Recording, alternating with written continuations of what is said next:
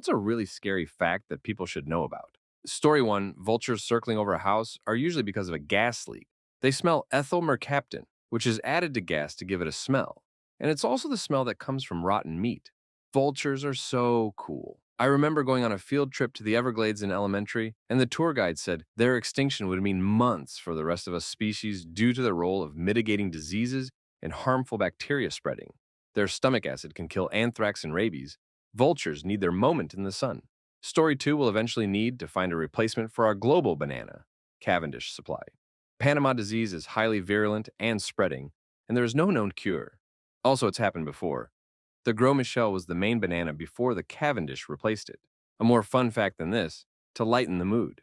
Banana flavoring was conceived of before Panama disease wiped out all but the most hardy species, the modern-day Cavendish banana being the primary example. So when you hear people say they don't like artificial banana flavoring, they're really saying that they don't like the flavor of original, real, or OG bananas. Story 3. Well, antibiotic-resistant bacteria are evolving faster than we can develop new antibiotics to fight them. On the positive note, some of the oldest antibiotics are now becoming effective again. As bacteria continue to evolve, they lose the resistance to the earlier antibiotics because they have not been exposed to them. Also, while not as researched or widespread as antibiotics, bacteriophages are an option too. Phages don't care if a bacteria is resistant to antibiotics. Story 4. If there's ever a nuclear war, you're a lot more likely to survive the weapon effects, blast, heat, and radiation than you are to be killed quickly unless you live within a mile or two of a specific target. You're much more likely to die later as a result of infrastructure collapse, like estimates as high as 90% dead within 12 months in countries like the US. No power grid means no heat or AC for most people, heat stress in the summer and hypothermia in the winter. No functional water treatment plants or municipal water supplies in most places. Waterborne diseases like typhoid, cholera, and dysentery will come roaring back. Also, most surface waters in the US are already contaminated with Giardia. With municipal water sources offline, people will die of dehydration, or they'll drink whatever they can get sick, and with no medical care, die of dehydration and shock due to diarrheal illness. No functional medical system. Hospitals won't have power, fuel, and medicine won't be delivered. Existing stocks won't be refrigerated. Doctors will be dead or abandon their posts to seek their own and their families' survival. Fuel refineries and gas stations will be offline without a functional power grid, which means modern agriculture and food delivery systems grind to a halt. Even if the physical transportation infrastructure, roads, rail lines, bridges, etc., isn't a complete shambles, people who haven't already died of dehydration, exposure, and disease will starve or die fighting over whatever dwindling resources remain. Story 5. 18% of all boating accidents are caused by trying to urinate off the side of the boat. My boating instructor gave me the 18% statistic, but the Red Cross tracks accidents and deaths relating to urinating over the side, and many insurance companies warn against it as well. I fell off the back of our pontoon boat at night that was moving along with my brother driving. Obviously, we had all been drinking, so there's that. Anyway, everyone was partying and listening to loud music, and nobody noticed that I fell off initially. I watched the boat get smaller and smaller as it moved away. I just stayed there, treading water. After about 5 minutes, they finally realized I was missing and then turned around and got the spotlight out and found me after another several minutes. Funny thing is that I never panicked or was worried. Alcohol helped. Luckily, my head didn't hit the boat or caught up in the prop. Story 6. There are killers who are really good at not getting caught, choosing victims carefully, never overhunting, and disposing of evidence. Some may have up to dozens of bodies responsible for, but no trace will ever be found. Not even bones. I was at Walmart the other day, and by the restrooms, there's a local missing persons wall. Given that it's 2024, I have a bit of a difficult time imagining that there are just dozens of people who have been missing for months to years that have just vanished and never surfaced in one form. This isn't the 50s. There are so many more ways to verify and track an individual, or at least one who ever sees the light of day. These people are either captive, less likely, in hiding, or dead. That's difficult for me to comprehend. Just as a sheer numbers game. Story 7. You can go to sleep and wake up disabled because your immune system decided part of your spinal cord looked like a tasty foreign body. Don't think too hard while dreaming just to be safe. I was relatively fine. General health issues and some chronic pain, but I was okay. I started walking like a drunk man randomly one week. I lost the ability to walk unassisted in just 2 weeks. Never recovered. Doctors didn't find crap, but I have a feeling I'll get diagnosed with MS in a few years. We haven't checked the spine for lesions, just the brain. But yeah, it was weird. People ask me, what happened? And it's weird to say, I just got crippled out of the blue in a few weeks, never got better. Story 8. A grizzly bear can run as fast as a horse. Only caveat is they can only run in short bursts. They can run for a while, but very rarely will run more than a few hundred yards. They are smart about not exhausting themselves when hunting, because they use a lot of calories to catch prey, and a missed kill can mean death. True. When seen by tourists in Yellowstone, most get the impression they are slow, lumbering beasts. When you are lucky enough to witness their speed and power, they are terrifying. Yep, you don't want to come between a bear and its food or its babies, especially a grizzly. Where I'm from, we have only black bears, thankfully, and in my thousands of hours spent camping and hiking, I've only seen two, and both were very skittish. I'm thankful I don't live in a grizzly country because it would make it hard to relax. Story 9. In 7 states, it's illegal to film inside any kind of agricultural facility, farm, meat processing plant, etc., without the owner's permission because someone did one time and the video got out and it caused a huge food recall.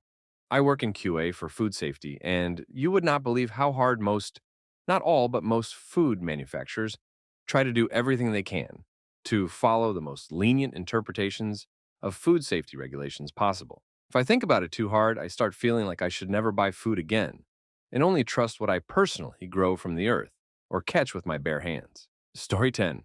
Punching someone in the head can end them.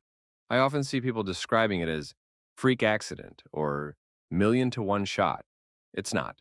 Never punch someone in the head if you're not willing to kill them. People need this fact ingrained enough to remember it even in the heat of the moment. Yeah, that drunk guy who called your girlfriend a cow deserves his teeth knocked out. But is it worth killing him over? If not, don't punch. Story 11. Brain-eating amoeba. Never ever swim in stagnant or old water or water with mold in it. I'm an avid swimmer and I've seen some daredevils post about how it's okay as long as you're wearing earplugs or nose clips, but they simply don't understand. The human body has many tiny holes, and our body loves water, things that shouldn't be able to get in. The worst part is, you wouldn't know if you're infected until a few days later. It presents as a normal flu at first. You go to the doc thinks you swam in cold water and gives you flu medicine. The flu medicine doesn't work, and your fever gets worse. Doc gives you meds for fever. By that time, you might as well start drafting your will. Unless the doc knows what they're looking at and searches for it. It's specifically, you're out of luck. Also, wear earplugs if you're a regular swimmer. Swimmer's ear is not good. Story 12. Due to climate change, countries all over the world, big ones like China and Saudi Arabia, are already struggling for food and water to the point that they go to other countries, buy land, and export that country's resources back to their own country. This is happening in Arizona, where Saudi Arabia bought land and created a huge farm. They then used an excessive amount of Arizona's water supply to grow food for their cattle and ship it back. China is buying up chunks of Africa. This is all described in part of the movie The Grab. Story 13. Moderate to heavy drinking can double your risk of some cancers. I'm not trying to be a wowzer, but I'm sure that people do lots of things for health reasons like working out. But if that's the case, quitting booze might be more effective. As an alcoholic and a hypochondriac, I already knew this fact, and it plagues me daily as I fight the continuous rising tide, day in and day out. I'm working with my doctor, and we're making incremental progress in getting me off the sauce. But it's a cow and a half. I'm not a believer in the AA system. Factoid. The founder of AA's final deathbed request was a glass of whiskey, and to my knowledge, it was denied. I'm not religious, and due to prior court-mandated experience with treatment facilities not alcohol-related, and seeing the devil-may-care, lackadaisical, not giving an actual crap approach that others approached that system with, I don't really think an individual has any more chance at sobriety when supported by a group versus an individual undertaking. Yet, having knowledge of the risks, I still crave that drink and that release, the reprieve from everyday life, and the temporary mental band-aid over the past scars on my heart and soul. It's a vicious soul-crushing cycle, and knowing this fact just adds to the demoralization factor to boot. Story 14. Generational forgetfulness. We forget the hard work and efforts of previous generations in response to dangers that exist, even while they're still alive. We can prepare for something so thoroughly that the preparation itself can be questioned and seem overinflated, even though the issue was only able to be handled that way because of the preparation. An example would be vaccines. With vaccines, we have nearly eradicated quite a few diseases, yet in just a few generations, we see resurgences of some of them because people like anti-vaxxers spring up proclaiming them as poison or believing that non-vaccine remedies will protect them. Similar concept of forgetting between generations, though different context. Shifting baseline syndrome. As the natural world changes due to our impacts, each generation develops a new standard for what is considered truly natural based on their own first experiences with the environment. We transform the world, but we don't remember it. Eventually, we only have miserable leftovers and don't even know it. Story 15. The most dangerous month to be a medical patient in the US is July, when medical interns have started work, been through hospital orientations. There is overconfidence, incredibly long work hours, rotations, and lack of career obtained skills in bedside manner. It's great to have an intern or resident because they are enthusiastic to learn about your care, but there is a gap in hands on knowledge. Story 16. Chemical contamination of the air, our water, our food, the wider environment itself is harming us and many life forms on Earth. We are nowhere near to having a solution for this. We are killing off living things vital to the ecosystem, bugs, fungi, etc. We haven't even discovered yet. Even when it comes to ourselves, there are too many chemicals and too many combinations and too many other factors for us to have anything close to an accurate idea as to what each is doing to us. Scientists have found microplastics embedded in your eyes, brain, kidneys, etc. We aren't actually sure what harm they may cause. I was born in the 80s, and it's crazy just the difference in the amount of insects. I remember so many more butterflies, etc. As a kid, compared to now. Even going on road trips, I remember how the grill of the car would be plastered with insects, but that doesn't happen anymore, going along those same routes. I'm not a fan of insects in general, but they are vital to the environment, and seeing how small their populations have become is very scary. Story 17. One scary fact is that the human brain can continue to feel pain and other sensations even after death.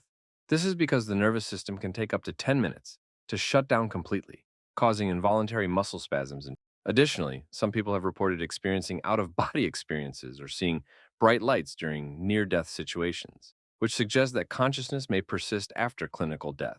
Story 18.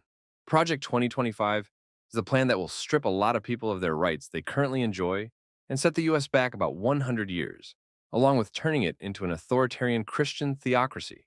Trump claims he knows nothing about it, but one of his main backers is the Heritage Foundation, and that organization's members were members of his previous administration. If you want to continue to be free, don't vote for the felon. If you don't believe the statements above, Google it. The information is there. Is Story 19. Our skin absorbs microplastics from activewear. While we all have microplastics in our system, long workouts with tight-fitting activewear might have a much higher rate of microplastics entering the bloodstream than ingesting or other means. We may have the answer soon to the link between testicular cancer and sports activities, primarily cycling, where the rates of testicular cancer are far higher. Story 20. The biggest threat of climate change isn't just hotter, stronger weather. The biggest threat is the effects on the ocean, namely 1. The collapse of the ocean's ecology, and 2. The potential shutdown of the AMOC, Atlantic Meridional Overturning Circulation. Rising ocean temperatures change the acidity of seawater. A more acidic ocean makes it harder for shelled animals, like scallops or mussels or oysters, crabs/lobsters/shrimp plankton, to make their shells. They will have thinner, more brittle, and irregular shells. These creatures are the base of the ocean's food chain. Without them, the rest of ocean life cannot be sustained. Hence, oceanic ecological collapse is almost certain without aggressive focus on reducing greenhouse gases and emissions. The AMOC is, basically, a huge conveyor belt of seawater transporting warm water from the Gulf of Mexico up to the western coast of Europe. Once it mixes with colder Arctic currents, the colder and thus denser water sinks, cycles back through the Atlantic until it again warms and resurfaces. This cycle has massive influence over climate because of how the warm water impacts humidity and precipitation. Western Europe is as temperate as it is because of the AMOC. And as for the US, without the AMOC circulating, the southern states, particularly Florida, become deserts. Think of all the agriculture those states sustain because of their climate. All of that production would become nigh impossible. Story 21. Human population is far beyond carrying capacity, which is likely less than, some say much less, 2 billion. We are at 8.1 billion and adding over 70 million per year. This puts us well into overshoot, which is when necessary resources are being depleted faster than they can be replaced. Overshoot always, not sometimes, not usually, ends badly for the population in overshoot, with a rapid and severe collapse of population and a rapid and severe reduction in carrying capacity. There really are limits, even for humans. Nature and physics, bats last. If more people understood this, they would stop having children and demand much more from their governments in terms of environmental controls. The political and economic matters that are now so dramatically presented on TV would seem petty and foolish by contrast, because they are. If you want to continue to be free, don't vote for the felon. If you don't believe the statements above, Google it. The information is there. Story 22. Tuberculosis was all but eradicated as a disease in the US, except for one particular point of vulnerability. US prisons are an absolute hotspot for tuberculosis and are the leading cause of its spread back into the population when a prisoner gets released, and not when someone travels from another country into the US. Due to the close quarters, lack of adequate ventilation, lack of proper health care, inmates often forget or even refuse to take the entire regimen of their pills, even if they are diagnosed and treated. And so many other factors. Tuberculosis thrives and will continue to thrive in American prisons. It's become so problematic that screenings specifically for TB are done prior to incarceration. And somehow, it still gets missed more often than not. As for the spread, it spreads so fast and so effectively that it would make George Romero blush. Zombie outbreak reference. Story 23. If you don't change your transmission fluid between 40,000 and 80,000 miles, depending on the model, you are damaging your transmission unnecessarily from overheating and lack of lubrication. The parts that get damaged are solenoids, clutch bands, seals, electronic components, and finally, the hard gears from lack of lubrication. Transmissions that are described as being sealed are named as such because manufacturers and dealers do not want you to service your own transmission due to former litigation and warranty claims for transmission damage caused by customers who didn't know how to properly change the fluid. The fluid has to be changed in order to be able to maintain the function of the transmission, and most people never change it in the entire lifetime that they own the vehicle. Then if these same people sell these cars with the original transmission fluid and 100,000 plus miles on the odometer, you can be sure that the vehicle will have transmission issues due to lack of maintenance, especially if you change the fluid after the damage is already done. Story 24. The average global temperature has gone up about 2 degrees Fahrenheit in the last 150 to 175-ish years. In Maine, the temperature has gone up 3 degrees Fahrenheit in the last century alone. This is what it looks like as it becomes a snowball. Most of the people in Maine rarely see a white Christmas in it, and sometimes we don't even have a winter. Last year was the second warmest winter in Maine on record. The first was just back in 2015.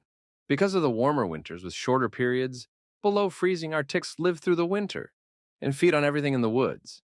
They collect on deer and moose to the point where there is no gap between them, as they make a kind of second skin on the animal and literally suck it dry until it's dead. I'm 50 and this is relatively new to me and scary. When I was a kid, ticks were just gross, not deadly. Not only are they out of control, but they come with the potential for several diseases as well, like Lyme disease, alpha-gal syndrome, which makes it so you can never eat red meat again, and others.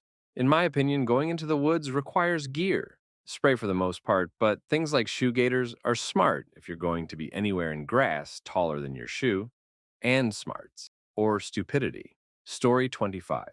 Coal power plants are more dangerous to public health than nuclear plants. Not only does coal burning produce massive amounts of airborne pollution and carcinogens, fly ash, the end result of coal burning, is also radioactive. It's not treated the same as spent nuclear fuel, though, and is often put in landfills or lagoons to settle, where it can contaminate the groundwater. Nuclear is much more regulated and has a ton more built-in safety measures because of the stigma of Chernobyl and Fukushima. It's the best zero-emissions power source we have right now to bridge the gap between fossil fuels and renewable energy. But it's underfunded, and our reactors are getting old. Story 26. Project 2025? Did you know you can ask ChatGPT how your life might look under Project 2025?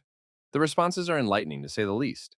To begin with, you can simply ask ChatGPT questions about how Project 2025 will likely play out and the effect it may have on your own needs. ChatGPT's responses will include its assessment of the Project 2025 documents, like all of them, as well as consider the general opinion of the various online communities. If you want to search the Project 2025 manifestos and documents directly, without additional public opinions involved, there are close to 30 custom GPTs trained on the Project 2025 data. Story 27. No democracy in the entire history of the world has lasted more than 250 years. The US as a democracy is 248 years old. Let that sink in. The 250 years thing actually relates to empires of all types, and not those claiming to be or are democracies. In relation to the US, it's a bit complicated because it'll only be clear with hindsight what impact globalization will have on the US's longevity. Many of the corporate interests that powered the US through the 20th century originated within the British Empire, which declined as the US grew. In banking circles, the last 100 years are often referred to as the era of the US UK Empire. In nationalistic terms, it doesn't make sense, but in terms of economic capitalist skullduggery, it does. I'd go as far as to argue that democracy has never existed nor the US. The establishment has created a charade of participation to keep the masses distracted whilst they're shafted. I'd agree that the US empire, which is already, by some objective measures, over, and its collapse will be acknowledged by Joe Average soon. The problem is with globalization and the US's unprecedented global military reach and its long history of being the primary aggressor nation across the planet, things are going to get deadly, very quickly. Story 28. Our brain cells don't die when we do. Although a person meets the criteria for death after the heart stops, and organs, including the brain, do not function, the cells of the body do not immediately become irreversibly damaged and die. Research has shown that cells in the brain undergo their own process of death that may persist for hours or days after they are deprived of blood flow and oxygen. A landmark study, one in 2001, illustrated this resilience of brain cells, demonstrating that cadaveric human brain biopsy samples, taken several hours post-mortem, had the ability to grow and differentiate in the laboratory.